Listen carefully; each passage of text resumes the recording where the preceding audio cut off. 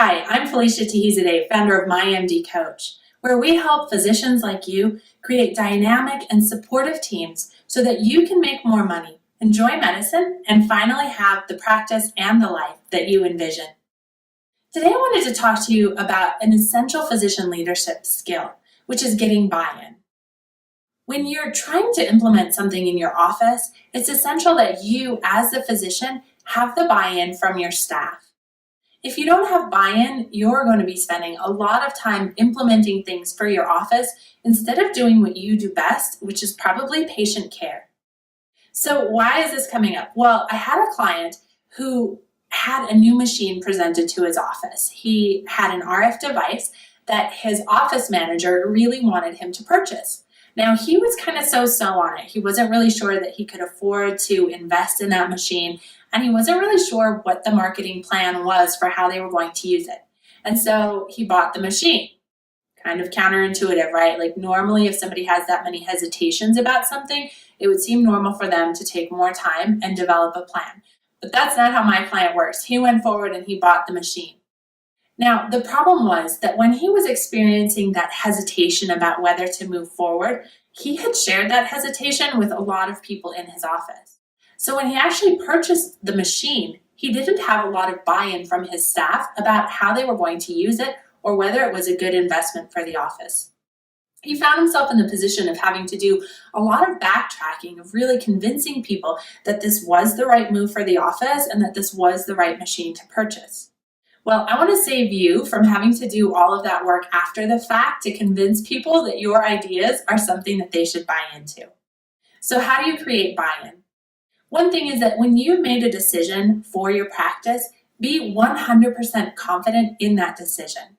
When you're going forward to talk to your staff about it, if you have doubts, save them. Another way to create buy-in is to actually solicit information from your staff.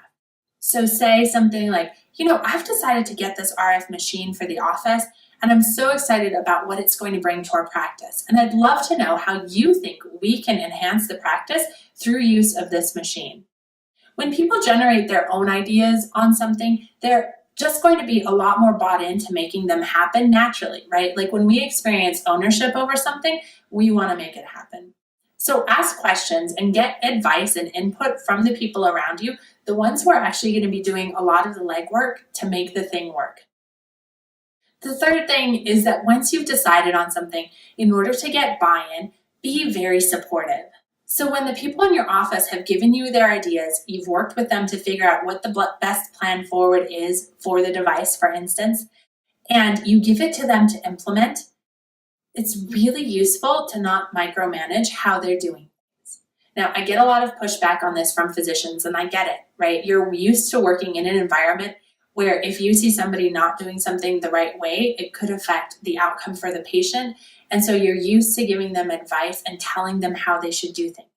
However, when you're dealing with front office staff or other people who are supporting you and it's not a patient care issue, being that involved in how somebody does something will actually decrease their motivation for doing it.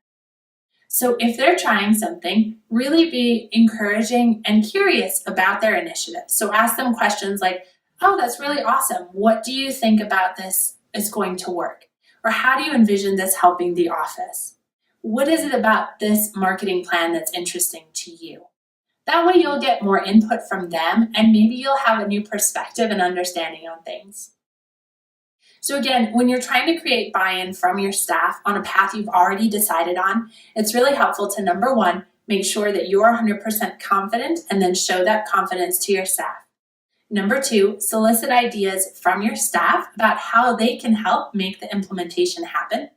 And then number three, don't be overly critical or micromanage their attempts to implement the plan that you guys have decided to put into action. So those are my 3 tips to creating buy-in, and I hope that this helps you as a physician leader do exactly what you want, which is make more money, enjoy medicine, and have the life and practice that you envisioned. Have an amazing day. Bye.